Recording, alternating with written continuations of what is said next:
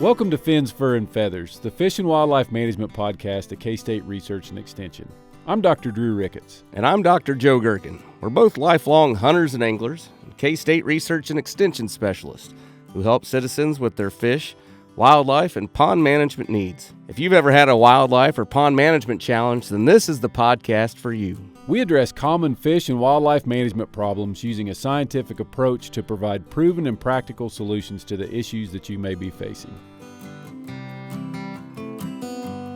Well, welcome back to another episode of Fins, Fur, and Feathers. We have a terrestrial episode today, and Drew, you're going to talk to us about beavers. Well, it's kind of terrestrial, yeah. It's sort of a hybrid terrestrial / aquatic, since we're talking about a semi-aquatic mammal.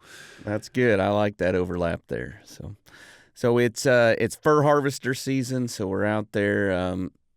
Beavers' life history starting to warm up a little bit. So why don't you tell us a little bit about beavers? Where are they native to Kansas? Where are they from? What do they do? Yeah. So, being in a prairie state, beaver are not necessarily one of the iconic species of wildlife that people think of when they think of Kansas. But beaver are native really throughout most of North America. They were historically in Kansas, and if we go back to some of the early trapping records, beaver actually existed all the way out to the far western parts of Kansas. Oh, wow. In the 70s, I was looking at some old trapping records this morning just to kind of refresh my mind, but in the 70s, Wichita County, which would be about halfway up the state north and south and touching Colorado. So Wichita, Kansas, and Wichita County are in very different parts of the state. But Wichita County was one of the counties that showed that people were very successful at trapping beaver when they tried to catch them. So they were definitely throughout Kansas. And really, beaver are the reason that the West was explored by the French fur trappers. Originally, I see these bumper stickers that say "Eat beef" because the West wasn't one on chicken.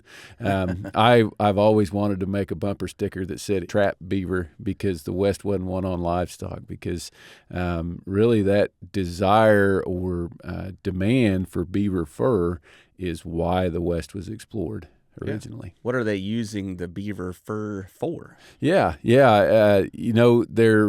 Anymore, there are lots of different things that folks will use beaver fur for. Originally, the original use, and still the vast majority of beaver hides are used to make felt hats. So the fur from beaver is turned into felt, and then they, through a pretty rigorous process, make that felt into what a really nice cowboy hat would be made out of.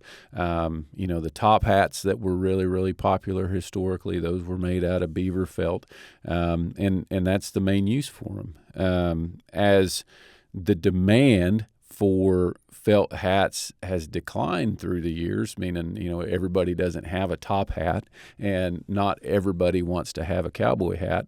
There's been a fair bit of work to look at different uses for beaver fur, and one of them has been to try and replicate the sort of things that muskrat hides or even mink hides are used to make. The challenge with that is that beaver fur is much more dense, and the guard hairs are much, much longer on that beaver fur than it is on, let's say, a muskrat pelt. And so the process of plucking those beaver hides to get them down to where they would replicate the type of fur that we would see on muskrats is really, really, really time intensive and labor intensive. And so it makes the value of those pelts be pretty low, because we've put so much effort back into them, right?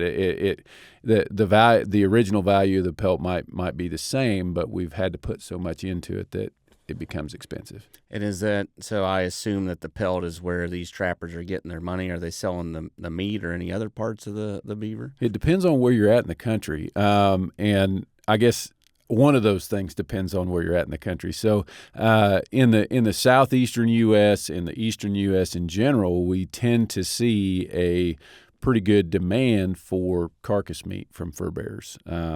Beaver is one of those carcasses. Raccoon, is a really popular meat from fur bearers. It's eaten especially in the southeastern U.S. Muskrat, not so much anymore, but historically, muskrat was one of those species of fur bearers that was in really high demand. Some of the really most expensive restaurants, like in New York City, would sell dishes made from muskrat, and oftentimes they called it musquash rather than muskrat. I was told that's a Native American name. I don't for a muskrat. I don't know if that's true or not. But for most people, we don't want to go into a restaurant and order rat. So ordering musquash might be a little bit more appetizing. So all that to say that there is a market for beaver meat. It's really good red meat. I've eaten beaver meat myself. I fed it to a lot of students at game feeds and that sort of thing here from K-State. But there's not a huge market for that meat throughout the entire range of the beaver.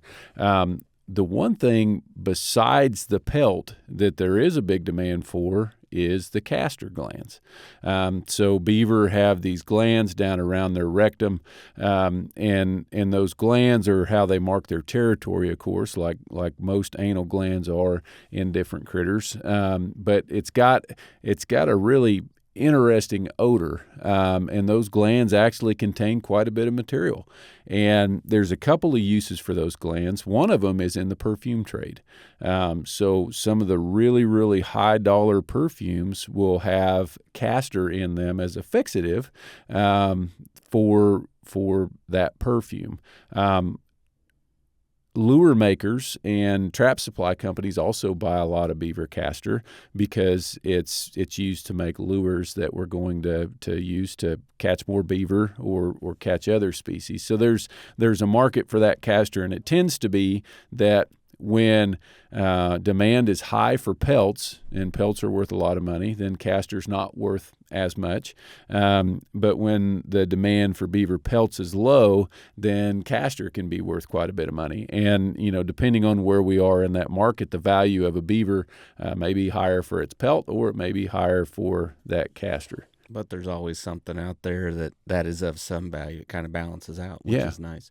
So you mentioned a lure there. If I wanted to trap beaver, I assume I'm doing that for the pelt. There may be other reasons to trap beaver too, but how does that lure come into play? Well, it depends. There's several different ways to trap beaver. The way that those fur trappers, the French fur trappers and other trappers that would have been exploring the country and trapping beaver historically, the main way that they caught beaver would have been with foothold traps, and they were either setting those foothold traps in what we would call a blind set, so that they're placing the trap in a spot, let's say below a beaver slide, where the beaver are sliding down the bank and entering the water, and then there'll be a little depression below the water line where their feet hit consistently. So you can sure catch beaver in a blind set that way with a foothold trap. And the other main way besides a blind set would be to make what we would call a castor mound, which I mentioned that beaver mark their territory with their castor. And so we can replicate what they do by making an artificial castor mound where we push up mud or vegetation from below the water like the beaver do. And then when we put that castor from a different beaver in their territory, then that makes them really mad, because it makes them think that there's an intruding beaver out there. And so they'll come check that out. And medicine is what the folks would have called it a long, long time ago. They wouldn't have called it lure. They would have talked about beaver medicine. But they would have put that beaver medicine on the castor mound to attract a beaver and catch them in a foothold trap. Nowadays, we catch beaver in foothold traps at those same kinds of sets. My favorite way to catch beaver, and the way that I teach people to trap them when they're having problems with beaver, would be to make that same sort of castor mound set on the edge of the water, but instead of putting a foothold trap out in front of it, we put a snare and make a little funnel in the bank so that when the beaver approach that castor mound, they swim up, and that snare loop gets around their shoulder with one leg through, and then they're kept there alive until we get there and figure out out what we're going to do with them. Yeah, thinking about getting a snare around a beaver neck seems like it would be hard to do. There's not much of a neck on a beaver. Yeah, they don't. So you really want to get at least one leg through that snare so you can keep a hold of them. You mentioned intruding beavers, thinking about like a beaver coming into a new pond. I guess thinking about, beaver moving around. I wouldn't think that they'd move around all that much, but do they disperse? How do they move around these different habitats? Why would they go find a new pond or a new area to hang out? Well, beaver are territorial. They're like, most territorial species in that they're going to have a home range that includes all the different things that they need in order to be successful. And so for a beaver, of course, that means you're going to be in the water, and that may be flowing water, it may be a stream, it may be a pond, it may be a big reservoir. So they're going to be in a location that has some water. The size of a beaver home range is really going to depend on the habitat that they're in. So if they're in a farm pond and there's no flowing water that's coming away from that farm pond, or if they're in a creek and that creek has a really high density of resources, then their territory or their home range basically is going to be the size of that pond, right? Or a small area of creek. But anywhere from an acre, if we're talking about in a small pond, to if we're in a big reservoir where they can move around really freely, it might be 45 acres out in a big reservoir, or in a long river system or something like that where they can really move up and down. They might cover a mile of that river. But we tend to see sort of like a half mile between beaver colonies. So we tend to see that they're not right on top of each other. There's going to be a little bit of separation between those colonies if you're in a large area.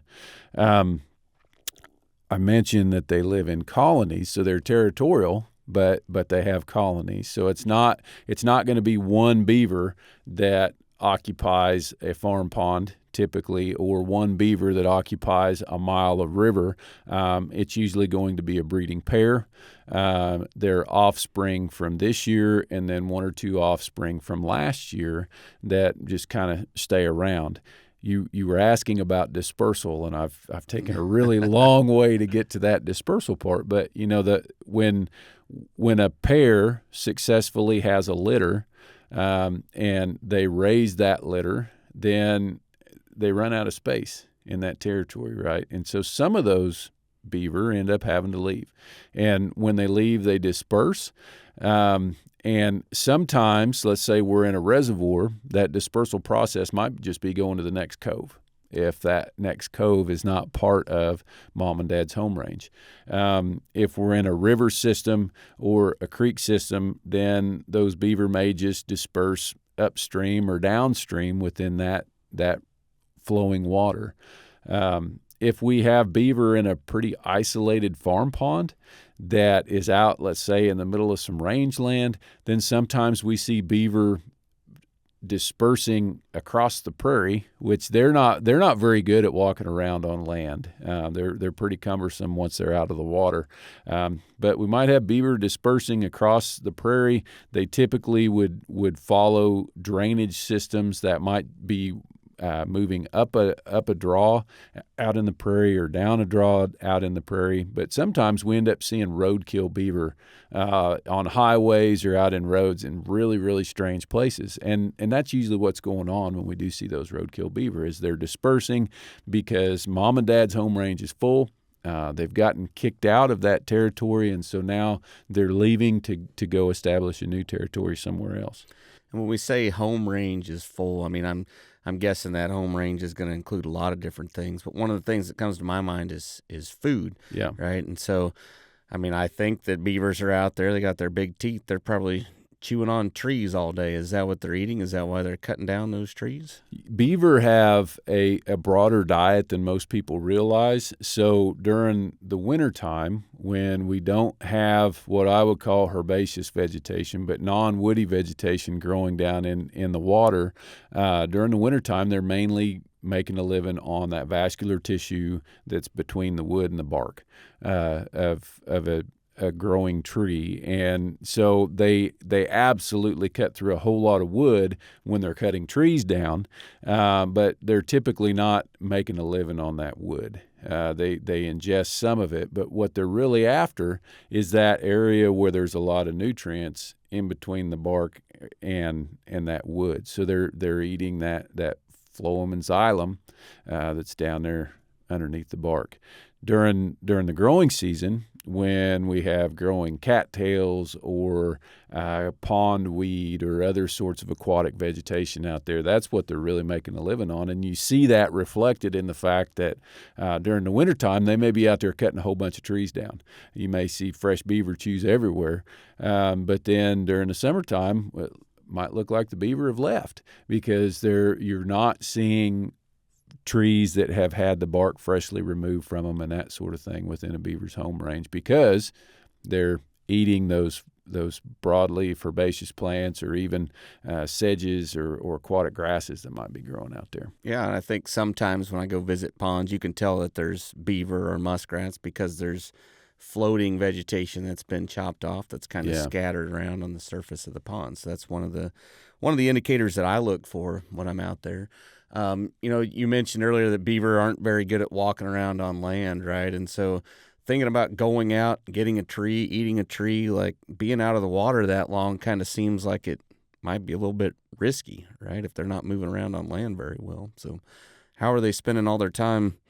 Why aren't they getting eaten all the time, I guess is what I'm asking. Well, they are absolutely exposed when they're up there on the bank and cutting trees down. One of the ways that they try and minimize that risk is by, cutting trees down and carrying parts and pieces of those trees back into the water. And sometimes in an area where you have lots of beaver, you'll see what we call food caches. And this basically looks like a brush pile below the water.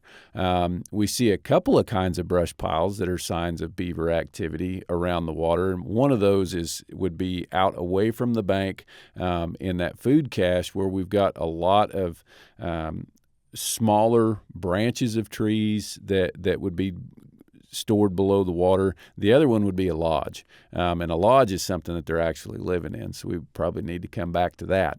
But when they're up on land cutting those trees down, they're exposed to predation by wolves, mountain lions, bobcats would get some, and maybe a few coyotes. But those really, wolves and mountain lions are the main predators of adult beaver.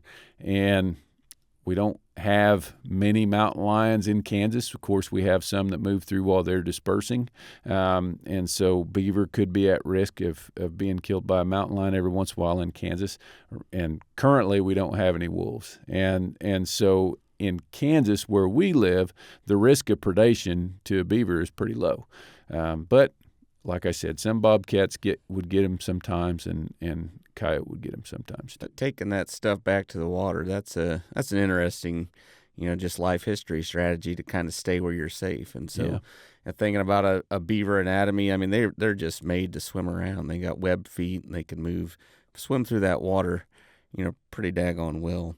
And you mentioned a lodge, or I think of a dam a lot of times is what people would use. So, is that in the water? Is that near the water? Where are these lodges? Where are they living? Yeah. Well, and a lodge and a dam are two very different things that serve two very different purposes. A lodge is where beaver typically will build up a mound, and they're building that mound out of mud and sticks and those sorts of things that basically makes a platform that they're going to live on, right? And then they start to pile mud and sticks and debris on top of that, and it ends up making almost this igloo or dome-shaped pile that has a living chamber inside of it that ends up being above the water because they've built up that platform.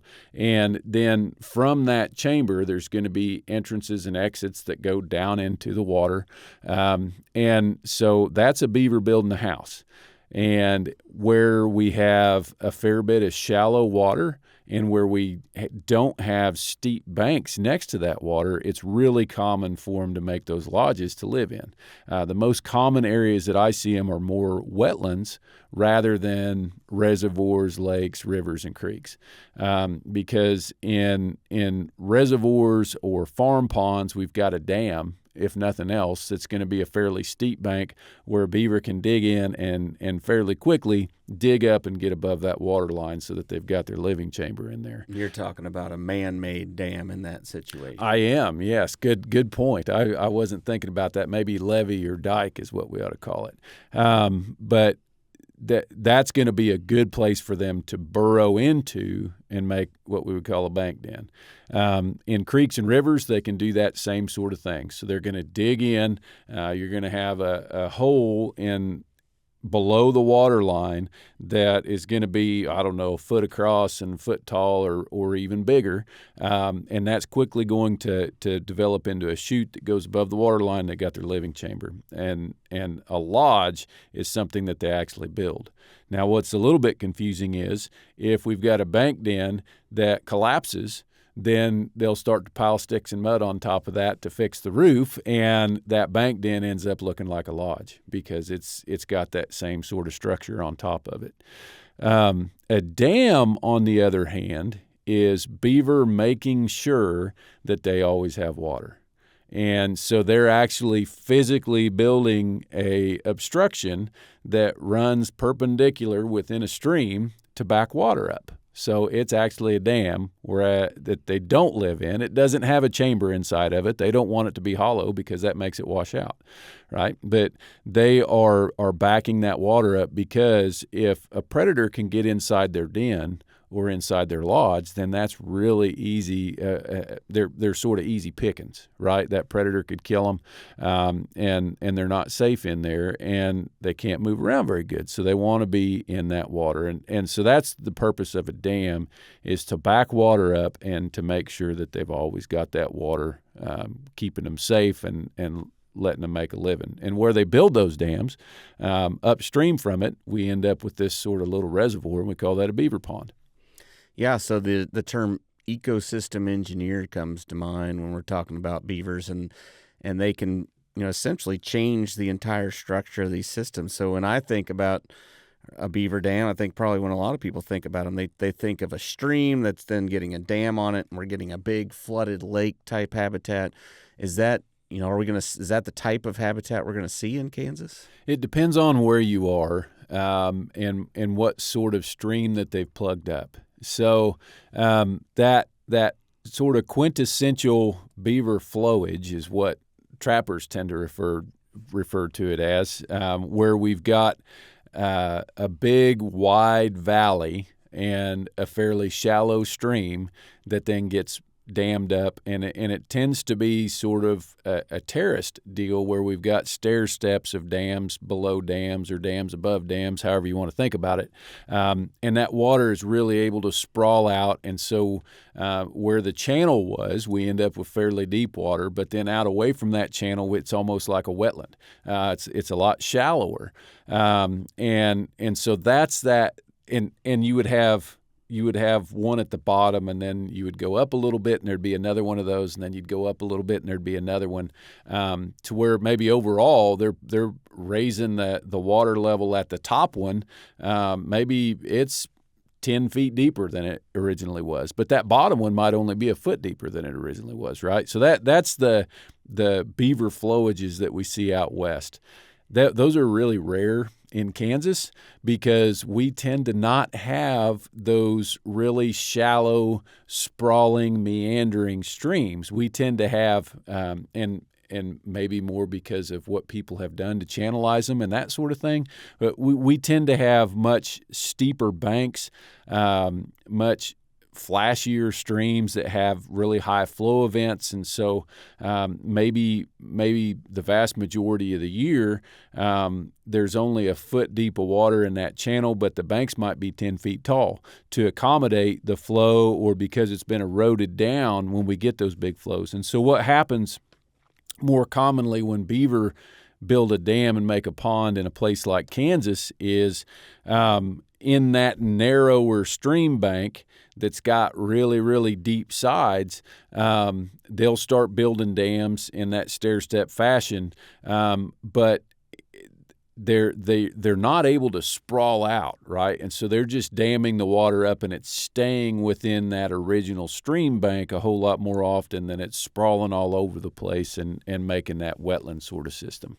Yeah, I think that surprises a lot of people when they learn that about Kansas, just because it's different than what we're taught in elementary school growing up, right? Yeah. One of the things I wanted to circle back to is you mentioned earlier that beaver can build their homes in man-made dams of ponds that are built. I'm wondering if you have any insight.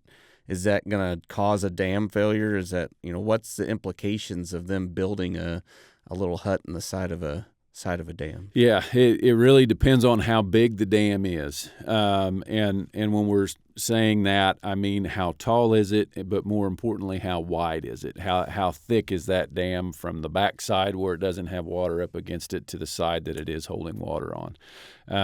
And when a beaver is in a creek or a natural area that we haven't built up to hold water, most of the time when they dig a bank den, it doesn't hurt anything. It's just a beaver being a beaver. But when a beaver digs into a pond dam, oftentimes that leads to a catastrophic failure of that dam. Not 2 days after they dig it, probably not 2 years after they dig it, but 5 or 10 years after they dig it, especially after we have a few toad stranglers where we get a whole bunch of rain and we've got a bunch of water that's trying to move through that pond and it's looking for a place to go. Going through that den and really more importantly, cutting over the top of it, especially after that the top of that den has started to collapse. Maybe cattle step on it and collapse it. Maybe an angler like me or you steps on it and falls through, or maybe just that natural process makes it fall in. Then that water will start cutting through there, and it'll cause a dam failure pretty often. So the general recommendation is that beaver and farm ponds, especially if it's, let's say, a 5-acre pond or smaller, that's not a good mix. You don't want to have beaver in those smaller ponds because they absolutely can cause that dam to fail. Yeah, I've fallen into some of those dens, and they're much larger than you would expect them to be, or they can be much larger. Yeah. So you can see why it would cause failure. I get asked a lot about muskrats, too. Are we going to have similar concerns with muskrats? Most of the time, a muskrat den is small enough and shallow enough on the face of that dam that it's more of a superficial deal and deal. That's one of those really scientific words. It's more superficial damage. Muskrats tend to not cause dam failures in farm ponds or reservoirs and that sort of thing. That doesn't mean that it's not damage and that somebody shouldn't care about it. Absolutely, if that's something that bothers you, then removing those muskrats might be an appropriate thing to do. But we tend to not see dam failures because of muskrat dens in a properly constructed farm pond or lake. Where we absolutely do see dam failures because of muskrats is when we've got a sewage lagoon for a house or maybe a couple of houses, a sewage lagoon at a farm where the dam might only be 6 or 8 feet wide and there might only be a foot between the normal water level and the top of that dam. Muskrats can get in there and really riddle that shallow dam with diggings and cause a failure there where they wouldn't normally cause a failure in a farm pond or a wetland with a levee or dike or something like that. Sure.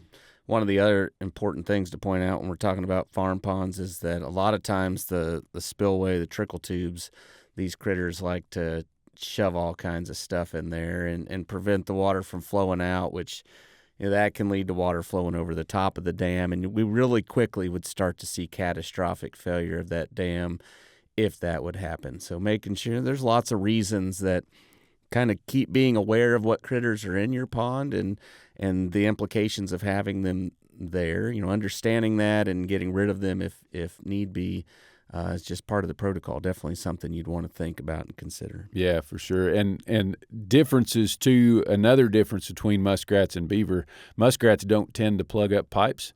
They don't try and stop flowing water like beaver do. So if you've got muskrats in a pond, you don't typically have to worry about that, plugging up a trickle tube. Whereas beaver, it's that instinct of stopping flowing water so that they don't lose their pond that they're living in, right? And there are ways to get around that. If we put what's called a rat guard, which would be a permeable barrier typically made out of 1/2-inch rod or something like that that's clamped onto the outside of the trickle tube, then that can help keep the junk that beaver are putting up there to build the dam from going down into the pipe, and that makes it easier for us to clean that dam out when we need to, when they try and dam that tube up. Another thing that we can do is put in what's called a beaver deceiver. They're not used very much in ponds, but sometimes we do have folks that have, let's say, a 5 or 10 acre watershed pond, and they like beaver. They want them to be able to be in there. Maybe they've got a good rock face on that dam so that the beaver can't dig a burrow into the dam, but they still want to plug up that tube. And so a beaver deceiver would be where we're putting out some cattle panels or something like that in front of or on the water side of the trickle tube, so that the beaver can still build their dam, but it's going to be 10 feet away from our trickle tube. And then underneath of the water line, probably 6-8 feet deep, through our cattle panels on the other side, we're going to put a perforated sewer pipe. And that perforated sewer pipe is still going to allow the water to flow through those cattle panels, get to the trickle tube, maintain the water level that we want to have, but it also allows the beaver to build their dams out there.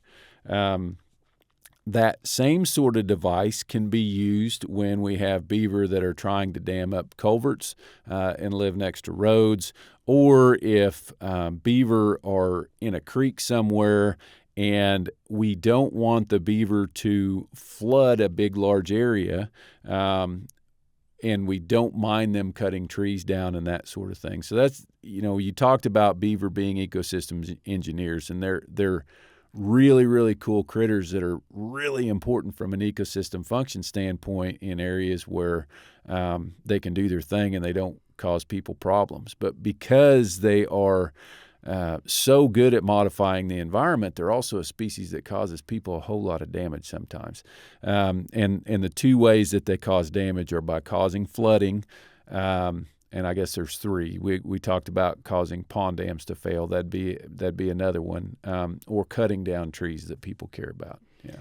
And it's fur harvester season right now, so if you were having that, you could go trap those beavers right now and do something with them. Is that correct? Is this the time of year to go out if you're having problems with them to trap them and get rid of them? Yeah, this is a really good time, and there are going to be people, if that's not something that you want to do yourself, or that's not something that you're equipped to do yourself, this is a time of year when there are people who want to go out and trap beaver to harvest the fur and for the recreational value that they get from that.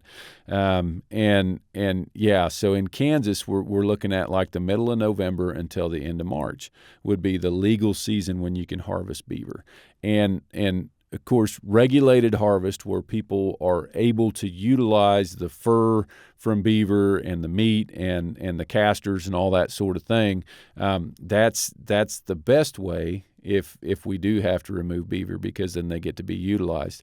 Outside of that season, if somebody's having beaver problems and they can't be solved by non-lethal means, then we still have the ability to remove them because they're causing damage. And the big challenge with that is that unless you are a nuisance wildlife control operator, then you can't utilize the fur or the meat or any parts and pieces of that beaver if we take them outside of the season. So that's sort of, we want to think of that more more of as a last resort rather than a first resort.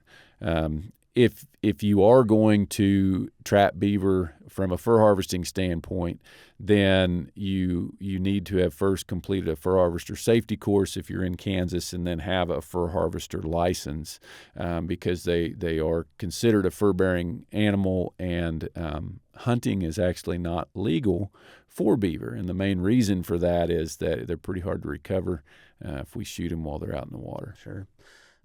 Thinking about, another advantage, pelts, I would guess, are higher quality in the colder months. What about the casters, the other parts of the animal? Is there any difference between, fur harvesting season or the rest of the year, and as far as quality would go?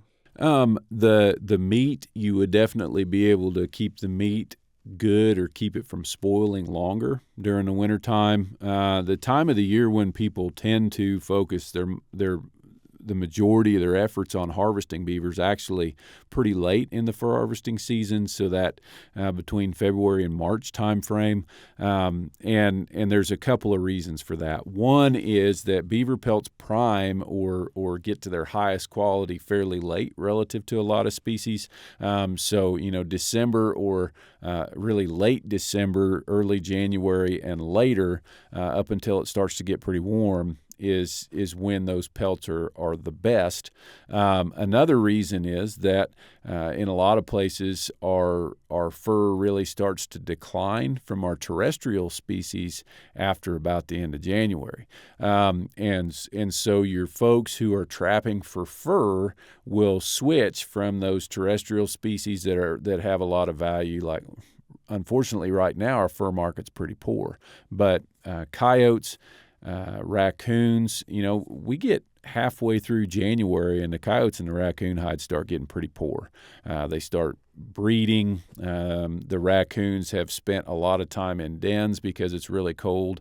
Their guard hairs start breaking off. They start getting rub patches on their backs from breeding and those sorts of things. And so those pelts lose their value. Bobcats are pretty good on through about the end of February, but then they start to lose their value after that too. And so then our aquatic species that still have value, they're good for trapping during the spring. We also see that right before beaver start to give birth to those youngins, that later springtime period can be when they're the most territorial. And that can be when they can be the easiest to trap if we're using things like castor mounds to trap them too. That castor will work any month of the year. I've caught beaver during the middle of the summer, damaged beaver, with castor mounds. But you tend to see the highest success and the most aggressive behavior from those beaver during the late winter through the spring. Does that line up with when they're reproducing? Yeah, so their reproductive season, they can really breed any time between November and March, but most of the beaver in Kansas are probably breeding before then. You catch a lot of females that have fetuses in them, during that late February, early March time frame, and most of them are giving birth probably in that April to May time frame. So the beavers are out there reproducing, right, and they're adding to the population. What's the population of these animals look like? I remember growing up, it was a big deal when I saw a beaver, when I was little, and now it seems like they're fairly common. So what does their population structure kind of look like out in the wild? Yeah, so, we talked about how the fur trappers were really exploring the West by trapping beaver, and what happened during that time of unregulated harvest and really, really high demand for fur was that, the trappers would move west. They would trap all the beaver out, and then they would move further west because they ran out of beaver. And the historical estimates are that there was somewhere between 60 and 4 million beaver in North America prior to European settlement. And they were drastically reduced from that and extirpated from many, many areas. But with modern regulations regulating harvest and some reintroduction efforts, they're back to pretty healthy or abundant populations in most of their range. And the current estimates are that there's somewhere between 10 and 15 million beaver in North America. So there's plenty of them, and we've got the regulations in place so that they can be sustainably harvested. And sustainably harvesting them, is there a size that we want to target? I mean, can you go out? How big do beaver get, I guess? I don't even know that. Yeah. So, I mean, it tends to be that the larger an animal is, that the higher the ceiling is for how valuable that pelt can be, given all the other things, for terms of quality of pelt. Beaver have what we call indeterminate growth. They're a rodent. I forgot to mention that when we were talking about them earlier, but they're the largest native rodent in North America. We now have capybara that have been introduced into Florida and the Everglades, like so many other things down there. So now capybara are the largest rodent in North America, but beaver are still the largest native rodent. The average beaver is somewhere between 30 and 50 pounds. But because they have that indeterminate growth, if they get to be really old, then they can also be really large. So 70 to 100 pounds. Wow. They can be really big, but like I said, those really big beaver like that, over probably 60 pounds, is pretty rare. And indeterminate growth, we see that in fish a lot, and that basically means they're just going to keep growing their entire lives. They're not going to hit a certain height and stop growing like we do. They're just going to keep growing the whole time they're out there. Right? Yeah. So I don't know if I'd want to go face-to-face with a 100-pound beaver. That'd be kind of intimidating to me. But you mentioned that they're rodents, and one of the cool adaptations of rodents is that their incisors, their front teeth, continuously grow. And so we see those really big front teeth on beavers, and they're using those to cut down trees, I'd guess. Right? Yeah. And just like all rodents, they have to be biting on hard stuff in order to wear those teeth down, or else they would, circle around and grow back into their head. But beaver are really, really adapted to make a living the way that they do. Their skull structure, like the bones in their jaws, are some of the most robust for their size that you'll see in a skull. And you see the same thing, like their orbits, or the bone, their cheekbones are really robust. Their head is flat, and that skull, that flat skull, has really heavy duty bones. So they're just really, really adapted to make a living cutting trees down like lumberjacks. Yeah, they're made to chew through those trees. You mentioned earlier that they were eating, a lot of that vascular tissue in there. Mm-hmm. It occurred to me, as a fish guy, are they out there? Are they eating the fish that we find in these ponds? I'm not going to say that a beaver has never eaten a fish, because you can almost never say never when we're talking about ecology, right? But beaver are herbivores. Their digestive system is put together to process